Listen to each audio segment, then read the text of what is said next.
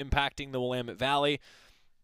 Best of luck to everybody who is impacted by those fires, and a thank you to all of the crew that's out fighting those fires. The smoke in the area today, not as bad as it was yesterday around the University of Oregon campus, so the Ducks are scheduled to practice outside today, which means we will have a ton of interviews for you and a Quack Minute on the way in, a few hours if you're live with us in the 1 o'clock hour. Dan Lanning met with the media yesterday and broke down a number of things. We've got the Oregon football head coach in just a moment. Also, the GoDucks.com editor-in-chief Rob Moseley will join us for his weekly chat. Gary Bryan and Nico Reed, two new additions to the roster we haven't gotten to yet. And then women's soccer, we talked with Graham Abel here in the Country Financial Studio on Monday, but he and a couple student-athletes met with the media ahead of Thursday's opener to the season. It's our Toyota Women's Sports Schedule Spotlight. Soccer starts it off on Thursday at 5:30 at Pat Bay Field. We hope to see you there. If you can't make it, it's on Pac-12 Network, and the KWVA crew is going to have the radio call as well. Now, before we hear from Dan Lanning, first time that we've talked with the Duck head coach since the scrimmage. This is an amazing effort from the Oregon volleyball team, so check this out. During this Saturday's exhibition against Portland State, 6 o'clock, free admission at Matthew Knight Arena, the volleyball team will be collecting supplies to contribute to the Maui wildfire relief efforts. Items can be collected from 5 to 6:30 p.m. at the North and P2 parking garage entrances. Again, admission is free. Oregon Volleyball, a Maui wildfire relief supplies drive. Hygiene items, toiletry items, drawstring bags, small toiletry bags, resealable bags are important. Cleaning wipes, pillows, blankets, some kid items, toys, coloring books, markers, colored pencils, non-perishable food and snack items as well. The Ducks are putting on a Maui wildfire relief supply drive. Oregon Volleyball against Portland State this Saturday, 6 o'clock, 5 to 6:30 p.m. Items will be collected at the North and P2 parking garage entrances. We will have more details on GoDucks.com as the volleyball program continues to put forward this great relief effort. Carson Bacon is scheduled to join us. She's been one of the big driving forces behind this Duck student athlete. She is scheduled to join us on the show tomorrow, so we'll have more details on that, but a great effort from Oregon Volleyball. More details will be on GoDucks.com, but a Maui wildfire relief supply drive at the Oregon Volleyball exhibition against Portland State on Saturday at 6 o'clock. Awesome work. Awesome work from the Duck volleyball team. Meanwhile, Dan Lanning, Oregon football head coach, he was, along with the entire staff, calling an audible yesterday. The Ducks moved practice indoors, and it was the first time that we talked to him since the scrimmage on Saturday. You heard on Monday's show, and maybe after the scrimmage on Saturday via YouTube or the Quack Minute, that he had to review the film. Well, now he's reviewed the film, and he broke everything down for us, some of Coach Lanning's thoughts after practice last night. All right, good day today. Change of scenery a little bit. We've been going outside, but we had to go in the indoor today just because of some of the smoke. Had some really good situational practice stuff at the end, into game scenarios that our guys handled well, but certainly some stuff to clean up. A chance to look back at Saturday scrimmage, just what were some of the big takeaways and what you've been trying to address and correct the last couple of days? There was a ton of things, looking back. I mean, ultimately, we want to tackle better. We got to take care of the ball better. A lot of things that I walked away with saying right after the scrimmage still hold true. Situationally, got to play a little bit better situational ball. Red area 2 minute for both sides of the ball, but we have to stop the run better defensively and have to do a better job in those situations offensively. Have you seen progress over the past couple weeks as far as conditioning goes? Your guys, where you think they should be at this point in camp? Yeah, I think they're probably where they need to be. It's something we have to continue to push as we get closer to games. This true freshman class as a whole, I guess just broadly, what's impressed you, or what's been your take on what they've shown you through 2 weeks or so? More than anything, probably the eagerness to learn, right? These guys they all operate as professionals. When they get here, they take great notes in meetings. They do the extra when it comes to prehab, rehab, things away from the field. I think that really sticks out. And then we've got a good group of veterans that's trying to grow them along that they're really receptive to. Kyrie, not just what has he brought to the group, but coming from Alabama, how much of the terminology was similar, if not the same, in some ways, in helping just kind of the adaptation process for him? Some the same, some different. The fact that he, has been around here, for a period of time now, I think there's been a lot of carryover that's been able to marry for him. Practically that halfway point of camp, what do you feel like is the area that you guys still have the most room to grow? I think there's multiple areas. I mean, there's still some more situations we have to hit that we haven't hit yet. Yeah, but we just got to get better playing football, right? There's a lot of pieces to that puzzle, right? But it's not one thing. You can't pick one thing that we have to fix. We've got to work on everything. We got to get better at tackling. Got to get better at catching the ball, protecting the quarterback. All those things are part of what we're doing moving forward. A couple of weeks ago, Coach Lord talked about Luke Basso and said he's one of the better long snappers he's ever coached. Have you seen from him this this fall now that he's kind of got more of an opportunity with Carson gone? Yeah, I think just more than anything, he's taking advantage of the opportunity that's in front of him, right? He's getting a chance to be the guy and get consistent snaps. He's done a really good job of that. Has Luke Dunn started to separate himself at all, Hunter? I think we still have a really strong competition going on there. He kicked well in the scrimmage the other day, did really well, and has been well the last few practices, but there's been a few guys competing there really well. Just philosophically, how you kind of approach the kick and punt return spot stand, because again, fans kind of freak out. They heard Gonzo takes a rep last year, they lose their minds. Troy, he's too valuable, don't want to get him hurt. Somebody has to do it, and chances are they're going to be a pretty quick and athletic guy. So just how do you philosophically go about putting the guy out there, but also recognizing that they're probably a pretty valuable player to you? I think you start with how are you going to win football games. We don't spend our time reading the message board about what anybody else thinks, right? It's really about how do you win a football game. So whoever's going to go out there to give us the best opportunity to win a game, that's who we're going to use. Do you think at all about load management with those guys? If it's like an every down kind of offensive player, maybe considering going with someone else at punter, kick return, or is it just whoever's the best? We train for load management, right? So we train with that in mind. But we think that every single player that's a good player for us should be able to start on special teams. If you can't start on special, it doesn't mean you start on 4, right? You should be able to start on special teams for us if you're an elite player. Going back to the smoke and just the air quality, what's sort of your protocol when addressing something like this? Like we've seen coaches before move practice maybe to the coast or anything like that. What sort of your protocol? Yeah, I mean, you audible ready, right? But you have to do it based on what the needs are and what it looks like. Luckily enough for us, we have an indoor that we can use when needed, and we're able to keep that pretty filtered out. Would you consider, like Ronald just said, maybe going somewhere else that doesn't have these air quality issues, or is it just as simple as you guys? It's based on the situation, right? If we were going to run into a situation where we had 6 days in a row and we couldn't, then yeah, maybe we'd do something different. But you're understandably taking a pretty critical eye to what you're seeing in scrimmage, what you're seeing in practice every day. What do you like that you've been seeing the last couple of weeks? Energy, competitive toughness, right? There's the physicality. Our guys are playing physical. But yeah, more than anything, our guys are bringing good juice. At tight end in particular, what you seeing from Pat and Casey, and just determining who's going to be working most behind Terrence there at tight end? Yeah, both those guys have proven that they can give us quality snaps. They're going to help us be really good players. They both are playing a high level of ball. For Nishad, now that you've seen him in a scrimmage setting or more practice, just what level of confidence do you have in him to be ready for potentially be a starting guy for a high level? I got a high level in the shot, and everybody else on our offensive line. Again, it's going back to who's above the line, who's not. I think Nishad definitely has the qualities of a guy that can be above the line player for us, but he has to become more consistent. He has to continue to be more physical at the point of attack. He's had moments of that where he really is, just like every one of our offensive linemen.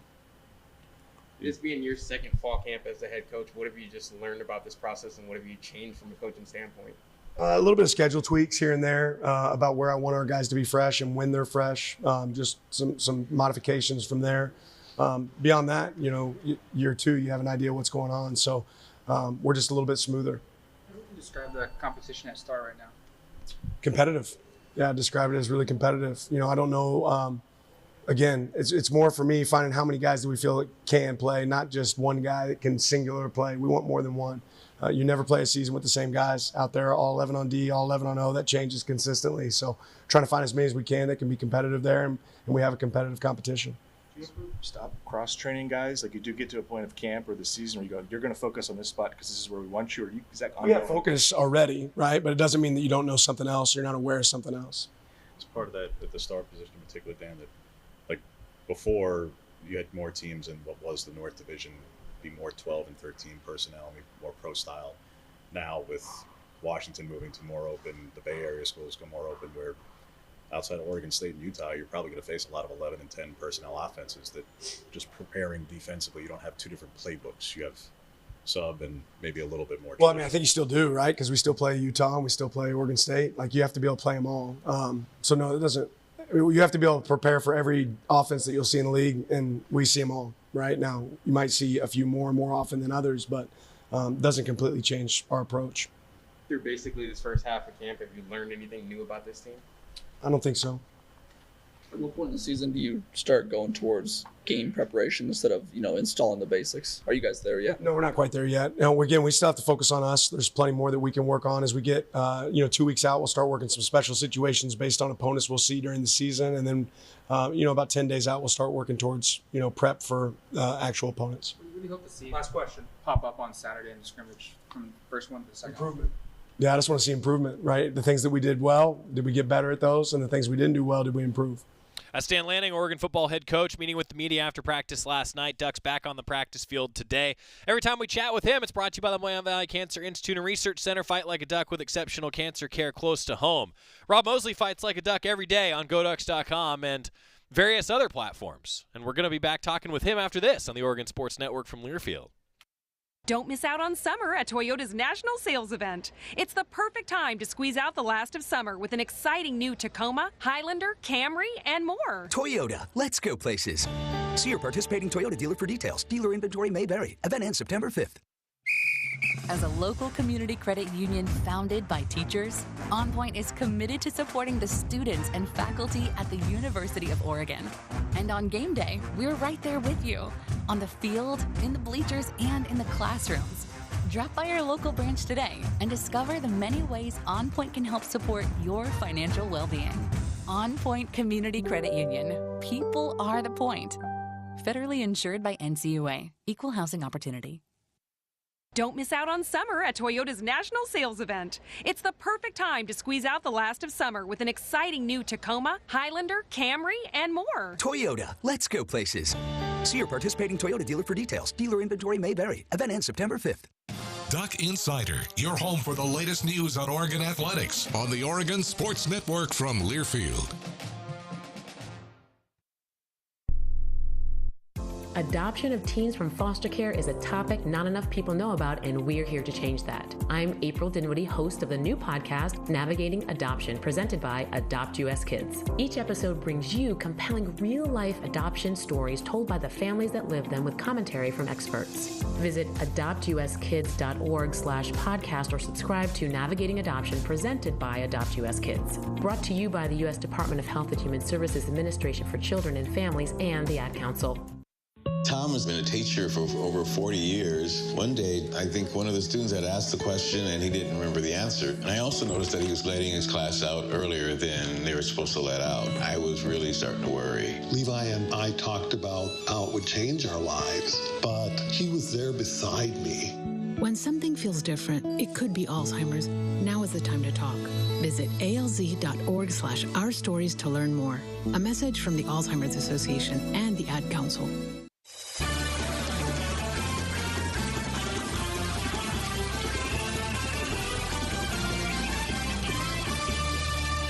Welcome back to Duck Insider, presented by OnPoint Community Credit Union. Joey Mack in the Country Financial Studio. Rob Moseley's here, editor-in-chief, GoDucks.com.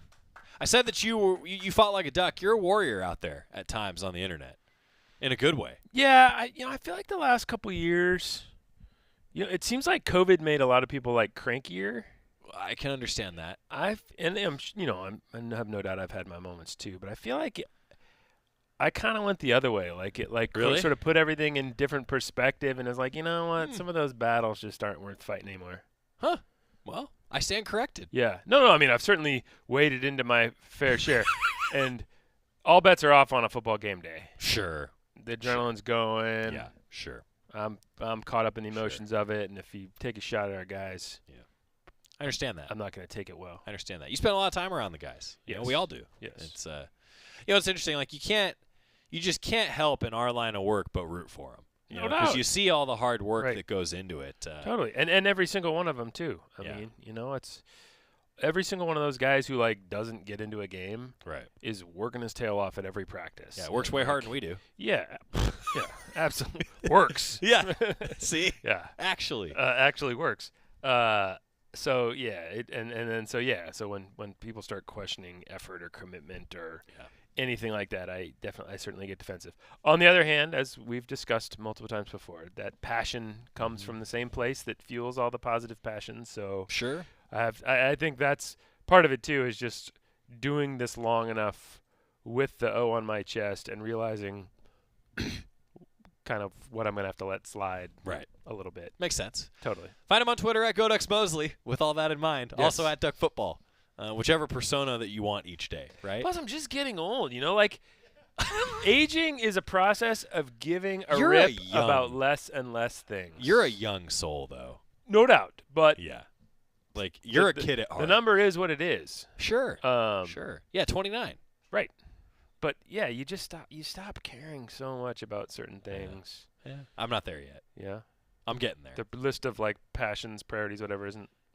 I had a think- kid, like yeah, by definition. So it did. It shifted more with that in mind, I think, than it did just with age. Yeah. Like it was like one singular moment in a development that changed. We both work in jobs where sort of a primary function of ours just to sort of, tell stories and encourage storylines, narratives, whatever.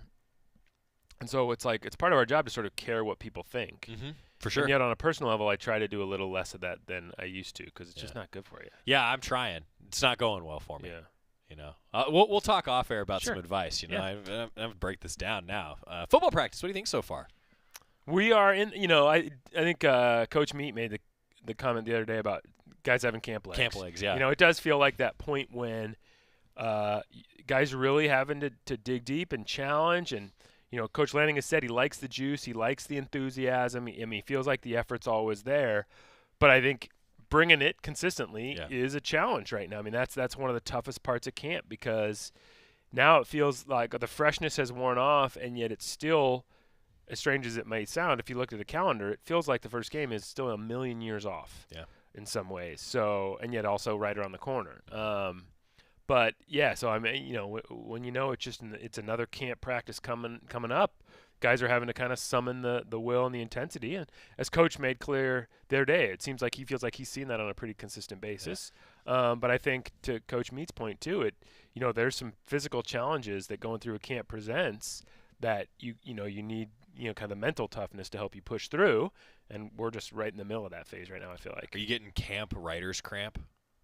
I don't. Yeah, I mean, that's another thing. Like I take like fewer notes than I used to at a practice, partly because I'm just taking pictures more. Right. Sure.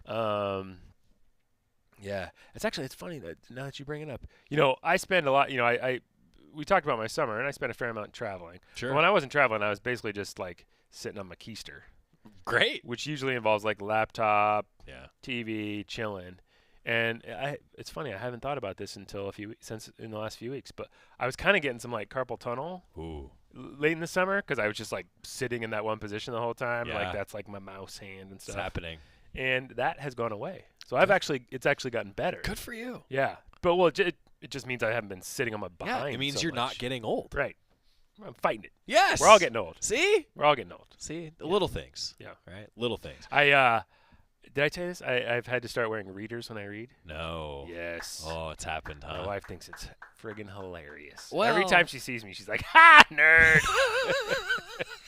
And she's not wrong because I am a nerd in so many ways. But yeah, like about a month or so ago, I've realized in hindsight I was making all these excuses, like, the lights aren't as bright as they used to be, or so, and then I got some readers and was like, oh no, it was just that my eyes were getting really bad. So now I can read in low light again. I can, look, use the tools at your disposal. The spooky thing though is like I Googled needing readers or something. I can't remember what I Googled exactly, but like 45 is like basically when it happens. It's a certain condition that like everyone ends up dealing with, I guess, and that's like when it starts to set in. And I'm 46, so yeah.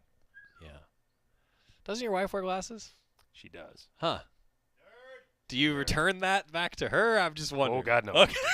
Rob Moseley joining us, editor-in-chief, GoDucks.com. You mentioned consistency. Like, that to me has sort of been the theme of what Coach Lanning keeps bringing up. He just wants the more consistent piece, and that's the hardest part, I think, of anything. Totally. In any thing that you do is doing it consistently. So, well, I feel like think that's he been knows the theme. that he knows that they've got the talent to be a really, really good team. But if you're gonna have a really good season as a really good team, you have to kind of come close to playing to your potential game in and game out. Mm-hmm. And that's easier said than done. Sure. I mean, I I taped a podcast this morning with Mimi Collier from volleyball. Nice. And we were talking with her, like, the things they captured late last season when they were on that long winning streak. And, she was excited to sort of carry over some of those things that allowed for that, while also knowing you can't just count on that happening. You got to instill that. You got to keep kind of watering the bamboo, to use the phrase, right. and because you can't just take it for granted that those things, those chemistry things, culture things are all going to happen. So, I think that tells you two things from Coach Lanning, is that A, he knows how much potential this team has, and B, he knows what it takes to win at the highest level and win a national championship, and what that requires. And it means you can never kind of take a moment for granted, right. In terms of preparation and focus and all that. I'm always curious when we get to this point. We talk about like camp legs, like the dog days, all those sorts of cliches, for lack of a better phrase. The second scrimmage, to me, I feel like it's often akin to like a freshman to sophomore jump. There's often a big jump, I feel like, in the evaluation and the breakdown from scrimmage 1 to scrimmage 2. And that's kind of what I get excited for, like a day like, we talk about how you and I are storytellers. Like, that's kind of what I'm going into Saturday thinking, like, hey, you hope that there's a big jump there. Totally. I guess we'll find out, but you hope for that. Coach said if you did something well, do it even better. If you didn't do something well, do it well. Right. Just show some improvement for sure. The flavor can change so much because, like, I think by the time you get to the scrimmage, this next scrimmage, both sides should have pretty much everything installed. Yeah. Last week, they were still putting in some new things, and so at times they'd be able to catch each other off guard. But then at other times, they clearly knew exactly what each side of the ball was doing. So, but that gets tougher and tougher the more you reach this tipping point where everything's installed, but they haven't seen everything yet. Mm-hmm. So, like, you can still kind of catch each other off guard. So it really tests each other's fundamentals and how much you stick into basic principles and all that. But, it seems like Coach has been talking a lot about tackling. Yeah. And obviously a lot about ball security. There were, a couple turnovers last week that, I think at least one was like a fourth down of a 2-minute drill where you got to push the ball downfield, and you threw an interception, but better than taking a sack. You know. Well, it's interesting you bring up like the situations of it too, because a lot of fans, as I'm sure you get this too. Like, a lot of fans have kind of said to me, like, hey, why aren't these open to the public, and why don't we get more names of guys that are performing well? There's a lot of reasons for that we can get into. I've talked about it a little bit on the show before, but I think the root of it is that Coach still A, wants competition, and B, oversharing is a competitive disadvantage at times for a coaching staff. Now, all that being said, like, situationally, that's what the film review, like we were talking about that over the weekend on the Quack Minute. I can't even imagine the amount of like sub bullet points on some of the coaches' breakdowns. You know what I'm getting at? Like, it's like there's always so much context to all these things, and I don't know. It makes it more and more difficult, especially in a game as complex and as many guys there are in a football field. Yeah. There's a lot to break down for these coaches. You talk about, cliches that I know our fans sometimes got tired of hearing, but like Mark Helfrich would always use that. Yeah. A million different things, a million little things. But there are. What's insane about the game of football, and what I can't imagine coaching it is there are so many moving parts because there's so many players on the field, and there's so many kind of algorithmic if-then things that have to be taken into account by each player on each play. I mean, there really are. It does seem like a million things that can go wrong on each play, on each series, in each quarter, in each game, that you just try to get as many of them right as you can. But the number of moving parts, the amount of variables, like it must seem like a mountain that's impossible to climb. Trying to check every single box. You just want to get as close to perfection as you can, realizing it's just not going to happen. Well, and shoot, like you're talking schematically. I think about this a lot in like fictionalized versions of what it's like to be a coach or a player at these certain levels. Like, are you watching Winning Time on HBO? So like this season of Winning Time is about Lakers. Like the Lakers dynasty. It's about the '81 season, for example. That's like when Magic gets his knee hurt and all these different things go on. And so is Coach Westhead in that? Yeah, Jason Siegel's playing him. Oh, interesting. Yeah, interesting. So I've enjoyed it for anyone that is interested. But the point that I'm trying to make is one of the things that they in this season have dealt with is it's not, and this is just one of my many examples, it's not just like the X's and O's and the schematics. Yeah. It's the team chemistry. Right. There's so many other things that I'm sure you're like this too. Sometimes I just drop my jaw and I sit and listen to coaches break down all the other things that they're having to think about, and it is significant, And so when we talk about things like how come, like I had a couple fans ask, like how come we're not singling out players in the quack minute after the scrimmage, for example? It's like, well, sometimes coach wants to breed that competition at these different positions. So anyway, that's my point. And sometimes idiots like us can see one thing and be like, that guy, wrong. That guy had a great day. And it's like, well, he actually blew his assignment 90 other times. That's so true. But that's cool. You saw the one good play. Well, whoops. Well, isn't that so true too? Of like, I talk about this actually with some of my colleagues. Like, it's like the highlight culture, right? Like, totally. We all get used to watching the highlights of a game, and a player could be the player of the game for one play, but the rest of the game could have played terrible. Yeah, if Kenny Wheaton blew his assignment 75 times in the Husky game in '94, but made that one play,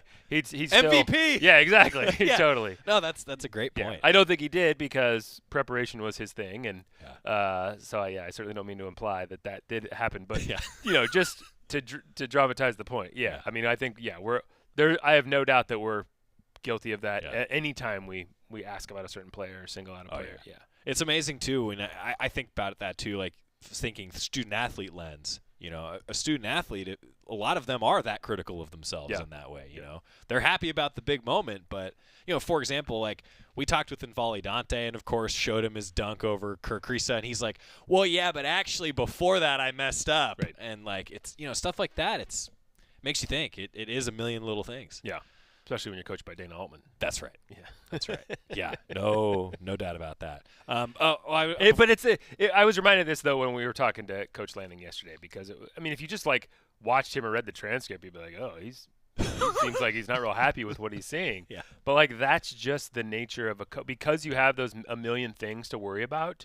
There's always gonna be something that even if 799,000 of them are going right, there's 201,000 that you're like, oh my God, we got to get that nailed down. And you asked him about positives that he's seeing, and at least he could name some. Oh, for sure. You and I have both been in conversations where a coach is like, I can't really think of any right now, and that's when you're like, oh, okay, right. What's going right now? Oh boy, And then for people like you and me, it's like moving on. Right.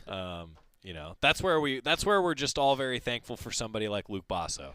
What in those moments, though, is that there are things. Yes. They're just so caught up in fixing the problem. Concerns that, and again, that's just that coaching mentality. Yeah, you can just you're constantly fighting complacency with your student athletes all the time because it's just human nature to kind of relax and settle in. Right. And so you got to be the one that sets that tone too.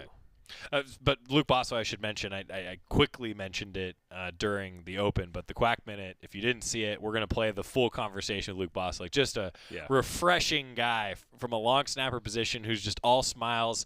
That's what's cool about this, right? Like you get those kinds of stories, guy who works really hard, so appreciative to be here, like and now here's hoping that, and I think he would agree with this, that we probably never say his name again the rest of the year. He just wants to do the job. Yep. That's a long snapper right there. Yep. Soccer season tomorrow. Yeah, let's go. Yeah, it's on 5:30. Pat Bay Field. It's gonna be a good time. We were arguing before the segment, though. I already had said that the season began with the exhibition, but you were on Coach Abel's side. Yeah, no, I don't think that counts. Okay.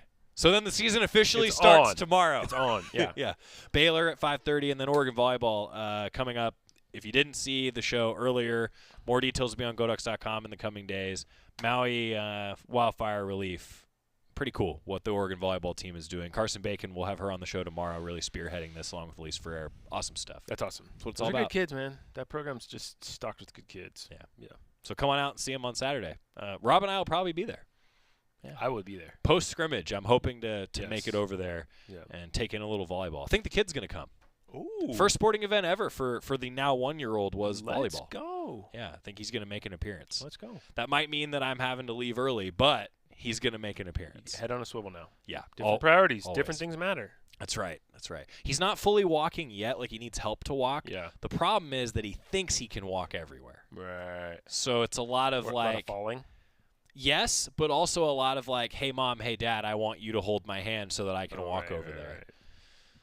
That seems like a tricky balance, not being a parent myself. You want to everywhere. help him, but you also want to be like, go with it. But You you're a wanna walk, funkle. go. I mean, I know you really No doubt. embrace being the fun No uncle. doubt. But I don't have to face that. I can just defer to a situation like that. Like, literally, like, what values are going to teach your kid? Are you going to teach your kid, I'm always here for you? Or are you going to teach your kid, no, you got to fend for yourself? I mean, no Both. doubt there's a spectrum. It's not an either-or thing. But, every time the hand is offered, you have to decide, okay, am I taking it or am I encouraging some independence? Yeah. Depends on the day. Totally get that. He's Rob Moseley, editor-in-chief of GoDucks.com. Thanks, Rob. Yeah, you got it. See you on the practice field in like an hour. Did we talk about any sports for the just Quack then? Minute? Not really. All right. We sure did. Yeah. Football, you broke down practice. Oh, yeah. Yeah. And every day on GoDucks.com, practice report. Did we miss anything? You tell me. Back after this on the Oregon Sports Network from Learfield. Hey Duck fans, we're all about protecting our home turf here in Eugene. You should do the same for your home with Country Financial Insurance. Most home insurance doesn't account for inflation, but with Country Financial, yours can. If something happens to your home, make sure you can rebuild the same house in the same place. Call a local representative or 866-COUNTRY and get a solid defense for your home. Home insurance policies issued by Country Mutual Insurance Company, Country Casualty Insurance Company, or Country Preferred Insurance Company, Bloomington, Illinois. Property must meet age and condition requirements, which vary by state.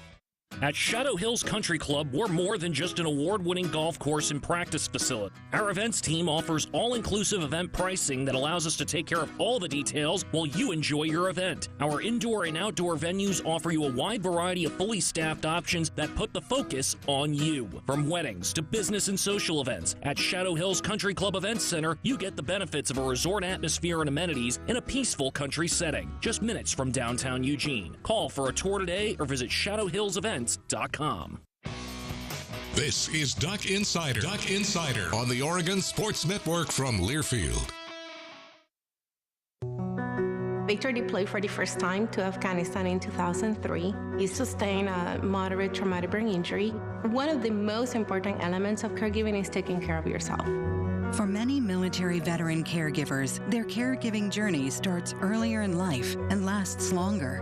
Visit aarp.org/caregiving for a free military veterans guide to navigate your caregiving journey and better care for your loved one and yourself.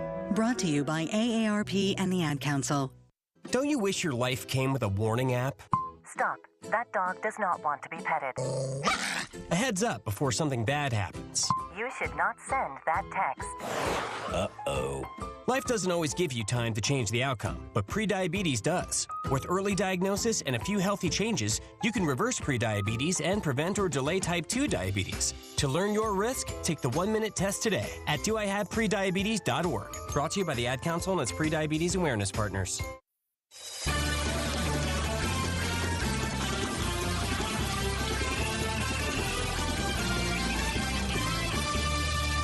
Welcome back to Duck Insider, presented by OnPoint Community Credit Union. Joey Mack in the Country Financial Studio. Hey, I think I said 5:30 for soccer on Thursday. 5 for Duck Soccer. Our Toyota Women's Sports Schedule Spotlight. We're going to hear from Graham Abel coming up in just a moment. But first, Nico Reed, guy transferring in, playing defensive back, and a versatile guy. So a lot of questions about where he's been playing. Nico Reed coming in as a defensive back for the Ducks, and we got to know him a little bit after practice this week. What are your early impressions so far of Oregon just being here? It's just Oregon. It's a dream school of mine. Sometimes I have to pinch myself to, remind myself that I'm really here. And it's just like I'm impressed by like the coaching and the players. Like everybody is really dialed in, and they take everything serious. Where have you seen yourself just improve over the course of this fall camp? Learning a new position. I've been switching from corner to the nickelback, and just learning that is a big improvement for me because I only been learning corner for 2 years of college, and so moving closer to the ball is very improving for me because I never thought I'd be able to do that, but I'm doing good with that. Who's been helping you out moving the nickel? Who's been like a guiding light? Guys that's played the position and all the coaches. And get in my playbook as well, too. The guy who had a couple of tackles for loss even last season as an outside guy. Gonzo's a guy who did that at Colorado. So much pride do you take in that where corners usually don't get a lot of tackles for loss. It's just not really a position that offers that. But you do. You already bring that to the table. So much pride do you take in being able to make disruptive plays in the back? You know, a lot of people think that corners aren't good tacklers and that they don't want to tackle, but you know, you have to be different. You have to change that narrative. So coming up making tackles is a thing I take pride in, because you don't get that many opportunities if you're out there on the island and covering people for every play. Sometimes making a tackle, you try to get yourself more involved in the game and make you stay locked in. So, yeah. I hear a lot from players about how difficult this scheme is to learn. A lot of verbiage. It's challenging. As a guy coming in from it, what's been the biggest challenge in learning this defense, and how much simulated pressure experience did you have from Colorado? Like I said, learning star. So the playbook has been kind of complicated for me to learn, because you know, learning just corner. You know, I have this guy right here, but you know, the defense is kind of evolving around the nickel back, and the nickel really does a lot for the defense. You know, you have to know what side of the field you're supposed to be on. I blitz a lot more than I usually do at corner, so it was just complicated for me to learn the playbook for nickel and at corner, because I never did that, but I'll take on the challenge. So yeah. Is that always the plan when you came here? Nickel would be something you would be doing, or was that byproduct of you just excelling and trying it out in spring ball or something? I feel like they just knew that I was versatile, so I could play outside and inside, and I feel like we have great corners, so they you know, want to try to get some smaller guys or some more versatile guys in that nickel back. So yeah. Do you have a preference? Now, I feel like I don't, because I'm a lot closer to the ball than I thought I'd be. At corner, you sometimes get bored, but at nickel, you always moving around. But I always like corner, just because I played it for 2 years, and I just like being on the island. So At nickel in particular, do you prefer your lined up formation into the boundary and the short side, or do you want to match up with a speed guy to the wide side of the field? Speed guy, just because I know that's where the ball is going most of the time. They try to get to the speed guys. You know, that's where they're out there for a reason. So why not cover them? You know. You're lining up one-on-ones in practice. Who you most want to go against? Have you developed any good rivalries with some of the receivers here? I feel like all the receivers are very good matchups, so I try to get in with anybody I can get, because all the receivers are really good. So it's like you're never going to lose. You're never going to not get any work with any of the receivers. So if you're lined up mainly in the slot, what's it like going against Tez and Gary? Oh man, Tez is quick. He's fast. Sometimes it's hard to read his hip, because he's already, you know, he's already low to the ground and he's moving really fast. So it's like kind of hard for me to stay locked into him, and he's quick. I haven't really been learning the position at nickel is something new for me, and I really have to learn the technique to playing inside and guarding guys like that, because mainly I have like sideline helping me and stuff like that, but now I have like a whole field. So it's like working with Tez, he has the whole field to work, so that's good. Good stuff, I thought, from Nico Reed, learning a little bit about his ability to play multiple positions, mostly, though, as you heard, at nickel. Playing a little bit of that star position for the Ducks. And, you know, again, I think the versatility, we talk with Coach Lanning all the time about cross-training. That's what the Ducks have been doing. Now to the other side, Gary Bryant, you just heard him discussed. That could be a little tough defending him, but how about that comment on Tez Johnson? Yeah, it's hard to read his hips because he's so fast. I think Ducks have some new weapons in the receiver room that are going to be, shall we say, good targets for Bo Nix. We'll get a timeout. When we come back, Gary Bryant, hearing from a new addition to the wide receiver room after this on the Oregon Sports Network from Learfield. Don't miss out on summer at Toyota's National Sales Event. It's the perfect time to squeeze out the last of summer with an exciting new Tacoma, Highlander, Camry, and more. Toyota, let's go places. See your participating Toyota dealer for details. Dealer inventory may vary. Event ends September 5th. As a local community credit union founded by teachers, OnPoint is committed to supporting the students and faculty at the University of Oregon. And on game day, we're right there with you, on the field, in the bleachers, and in the classrooms. Drop by our local branch today and discover the many ways OnPoint can help support your financial well-being. OnPoint Community Credit Union. People are the point. Federally insured by NCUA. Equal housing opportunity. Don't miss out on summer at Toyota's National Sales Event. It's the perfect time to squeeze out the last of summer with an exciting new Tacoma, Highlander, Camry, and more. Toyota, let's go places. See your participating Toyota dealer for details. Dealer inventory may vary. Event ends September 5th. Your daily dose of Oregon athletics. This is Duck Insider from Learfield. Uh-oh, Brad's buzzed. Oh, yeah? Yeah, he's starting with the woots. And now a speech. I just want to say that friendship is about heart and brain. Who's with me? Good thing is, he knows when he's buzzed. And my brain is saying, when it's time to go home, somebody call me a ride. Love that guy. Me too. Know your buzzed warning signs? Call for a ride when it's time to go home. Buzz driving is drunk driving. A message from NHTSA and the Ad Council.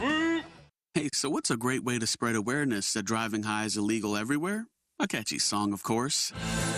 You can run, but you can't drive high.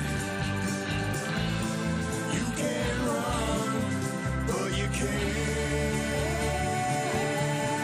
drive high. Friendly reminder, don't drive high. If you feel different, you drive different. Brought to you by NHTSA and the Ad Council.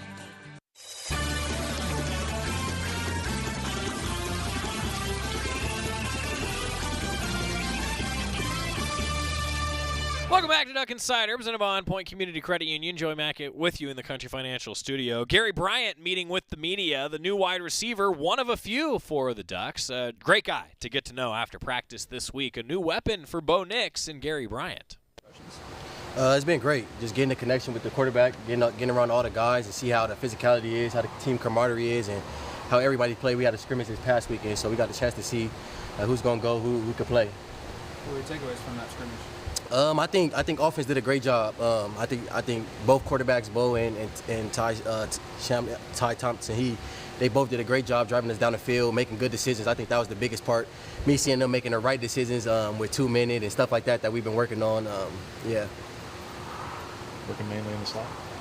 Playing both. So trying to line up outside, inside to find those key matchups. I think Coach Will Stein does a good job of doing that. You have the Z or the X? Really both. Just utilizing everywhere.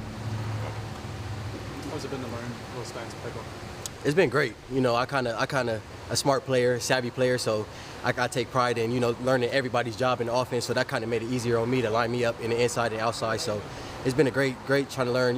Where Bo wants me. That's been the key. Just learning where he wants me every play. How he wants me to run a certain route. He knows I'm going to be here when he's dropped back and feel comfortable. I don't think a lot of people talk about returning punts, but you've been out there returning punts. Just what's that competition been like? Yeah, it's been we got a lot of playmakers out there, So I think any one of us back there has a chance to take that ball to the house. But I've been focusing on my reps, trying not to drop any ball, any punt, and then when I do get a chance to return the ball, make the best of it. Make an explosion play and have the team hyped up. When Dan comes at you and starts screaming when the punt's coming down, is it hard not to laugh during that? Yeah, I mean, you're so locked in, it's kind of like you can't even really focus on him. He got the water gun out there distracting us and stuff like that, but you got to be locked in on the ball, just to make the play. There's a lot of guys in that room with lots of punt and kick return experience. Have you ever been in a room? Put that in my arsenal. How would you describe the competition just in the receiver room right now? Like you said, there's a lot of experience. Right. Yeah. No, it's definitely tense, but I think everybody in the receiver room it's like brotherhood. Like we help each other out. It's not like we all know at the end of the day it's competition to get on the field, but we're helping each other out with the plays. And if you need this, okay, come ask questions. And I think that's been a great job. And all the receivers pretty much been together. Is there somebody who's kind of opened your eyes in these first 2 weeks of fall camp? Just somebody you didn't expect to perform as well as they have? Not really. That's a good question, though. I mean, everybody kind of been locked in. I think, especially in the receiver room, I think since I got here, it's just been elevated. Everybody's been locked in on the playbook. Everybody's been on time to meetings. Everybody's been on the field trying to get reps and stuff like that. So it's like you can see that as a receiver group, everybody's elevating, trying to get on the same page, and we ready. Shoot, yeah. Who's been your toughest defensive matchup so far? All the guys. I mean, all the defense, all the corners been doing a pretty good job. I mean, from Kyrie to Triquest to Dante to all of them. I mean, Nico, they all been doing a pretty good job, and it's been good competition from all the receivers. So that's why I'm excited to get out there every day and practice and compete, and then in the game it should be easy for us. Nico in particular, what does he do well? What makes him a tough matchup? He's just a technician. Like his technique is on point. He never not one false step in his movement. He can read coverages. He knows concepts. So just trying to be deceptive on my route so they can't jump anything and just be unpredictable. You come from a place where the receiving corps is known and been known for many years. Right. how do you go part in helping to instill and changing the dynamic of this room? And that it's not just you. I'm not putting it on you, but like that the top 3 or 4 of you are going to change things around here at the receiver position. How do you go about doing that when you know what it looks like at that level? Yeah, like you said, I know what it looks like. So I'm more of I'm a lead by actions, you know. The vocal part will come later on for me. Just coming in, leading by action. Those guys seeing how I work, how I run routes, and how I study my playbook. You know, I got to hear later on, but I know the plays like the back of my hand already. So they kind of see, okay, he takes a lot of notes in the film session. He asks these questions, and you know, just lead by example and being that guy that they can always depend on, you know, to make a play or come to me off the field. Okay, what are you doing here? What do you see here? So just being that guy, that leader for them. Who was one of those guys then when you first got to SC? Maybe you influenced you in that way. If you're trying to influence the young guys here, all right, who are the guys who, was it Drake? Was it Yeah, most definitely. Yeah, Drake London, Amara, St. Brown, Tyler Bonds was an older guy. Yeah, those guys definitely helped me out. I was asking them questions every day. What do you see here? How do you read coverages here? So just bringing that in and trying to instill that to the young guys here in our room. And obviously the older guys, if they have questions too, help them out. Who are some of those younger guys who are coming to you looking for questions? Yeah, like Jerryon, he's a great player. You know, he's coming in here, he's working hard every day, just trying to learn the playbook. So, you know, try to give him every information I can, because I was that young guy at one time coming in, didn't know what to do, and really needed help trying to read coverages. Everything was kind of moving kind of fast, and you know, I tell him every day, you know, just control what you can control, slow down, be in the film room, watch film, ask these type of questions, you know, so you can excel on the field, and definitely starting to see his play on the field elevate. We've heard from some people that Jerryon, some of the marches to the beat of his own drum, a little bit different, wearing 99 and stuff. Do you have any examples of that you've seen so far? No, he's been the first guy I ever seen come out there with 99, but you know, that's kind of his swag, and you know, I think it's cool that everybody kind of lets him be him. You know, you gotta know your players and understand, you know, you let him be him, and whatever he can do to go out there and play well on Saturdays and then practice well, is, you know, we'll be all for it. Have there been a few moments that have kind of caught your eye with him where you're like, oh, okay, yeah, like this could be special once it all kind of... Yeah, most definitely. When we first got here, and during the fall workouts, you know, we got to play run practices when no coach could be out here, and he was out there making one-hand catches, making plays. I was like, okay, this kid could play. And then, you know, obviously coming out here with the guys, I was kind of watching him. I was like, okay, he's a raw talent. Like, he already has it. All he got to do is polish it up and, you know, learn the playbooks and be detailed, and sky's the limit for him. How do you mentally approach maybe this entire offseason? Because on one hand, it's been a while since you're on the field consistently, right? Because last season, your transfer has a little bit of luxury of time. You have more years of eligibility if you want them. You're not a guy with 1 year to go, and it's got to be now. Right. How do you mentally approach that? Where yes, you are transferring, yes, you've played, it's been a minute, but you have more years if you want them. So how do you mentally go about approaching it? I just been taking it day by day. Just day by day, you know, it's long days, and just taking it day by day, and I know everything can play itself out with through the hard work. Everything can play itself out. I just try to come out here and compete every day, be in the right spots for the quarterback, for the right team, make the right plays for this team, and I know everything will work out. What's it been like, you know, adding the outside routes to your game, and, you know, playing outside, lining up outside, inside, doing punt returns, kind of doing a little bit of everything? What's that been like so far? I mean, it's been great. You know, coming here, I just want to showcase, you know, a little bit of my talent. Okay, he can play inside and outside. He can take a return to the crib 99 yards. So I just been trying to utilize that, and, you know, just make this team an explosive team. You know, like I said, the Oregon Ducks they're always high on the map every year, but I want to be that piece that, you know, kind of could take them over the edge and just make explosive plays and be that playmaker for the team. I think you said during media day that Bo was one of the kind of big reasons that you came here. Is there anything that's kind of surprised you with him in that sense? I say his arm strength, like the way that his deep ball. Like, I didn't know he could throw the ball that far. I even told him, like, yeah, I didn't even know you had that much.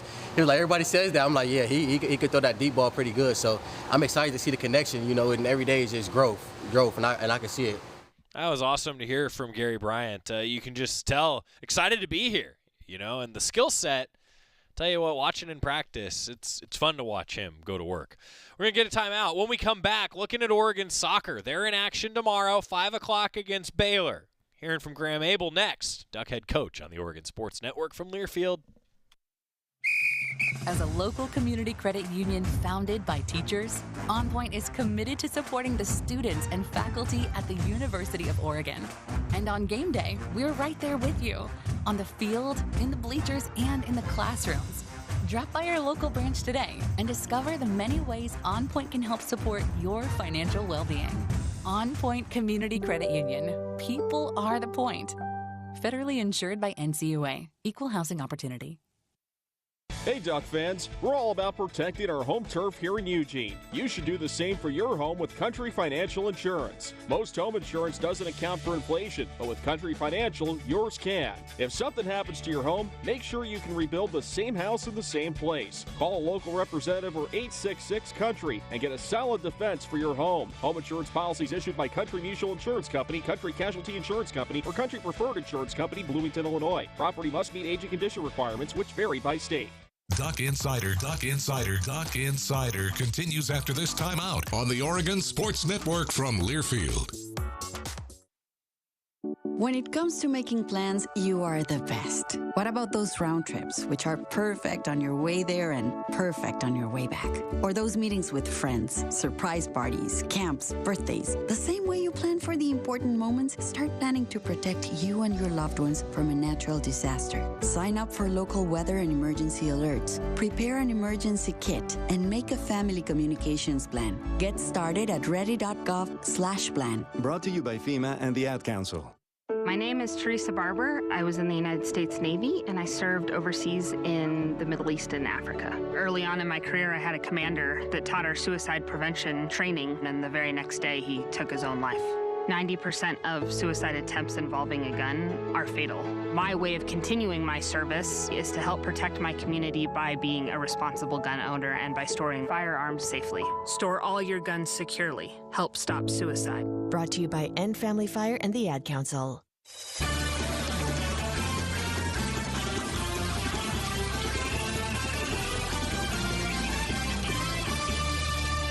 Women's soccer in action tomorrow as we welcome you back to Duck Insider, presented by OnPoint Community Credit Union. Joey Mack in the Country Financial Studio. Oregon soccer head coach Graham Abel joined us on Monday. Encourage you to check that out in your archive on Monday's show if you missed it. He also talked with the general media about heading into this matchup with Baylor. Season starts tomorrow, 5 o'clock, televised on Pac-12 Network. Also on KWVA, a student radio station. I'll have the radio call. Graham Abel talking with the media, getting ready for the season that starts tomorrow. Just any more takeaways since the exhibition, kind of where you guys are at going into Thursday? Yeah, when watching back the game, I thought we pressed pretty well higher up the field and stuff. I think they got out a couple of times, and we needed to be better in transition in terms of how we defended that piece. I think when we won the ball, we were giving it away too easy, and then we were getting hit right after our own attack and transition, and so that opened us up a little bit in terms of that piece. We obviously got exposed on the set piece, and that's a piece that continues to get better. We know in the college game, it's always if you're going to win or you're going to lose a game on a set piece. That's just part of it. So we felt good about it after again, performance-wise, a lot of good things that came out of it. We got to look at a lot of different players in different positions, and so that gives us some kind of definitive answers there as we move forward. Obviously, as the season plays out, kind of the identity of this team will become more clear, but what do you feel like are some defining characteristics of this group going into the match? The athleticism up top, and how we've got a lot of pace up top now, you know what I mean, and there's depth within that, and that's kind of what we recruited when we were looking for that piece. And I was referenced back to the 21 season when we really got kind of the program moving in the right direction. We had pace up top, and that was the thing that was able to hurt teams, and so we recruited that. We went after that piece, and we looked at that, and then so I think being able to press teams higher up the field and being aggressive, that's what we got to get back to. You did play a number of players last week. How many of those kids do you feel like you'll rely on right off the bat? I mean, probably not. Definitely not as many as what we played. I mean, I think going into the game, we had such a good preseason. I mean, I couldn't, genuinely couldn't pick out one kid that didn't get after it through preseason. Everybody got after it, and so a lot of it was a reward for those kids as well. They've put the work in preseason. Some of them have to play positions they don't want to play in because we're trying to get in different types of games, and so it was good to see everybody out in the field. But definitely it'll narrow down to probably 15, 16 players as we get towards Thursday. What did you see out of your goalkeepers in general during this fall camp, especially with Leah moving on? That spot is open. What did you see out of the keepers? It's a good battle. I mean, Maddie's now fully healthy, so she's the most experienced that's been around here in terms of actual minutes. Julia's the most experienced out of that, and then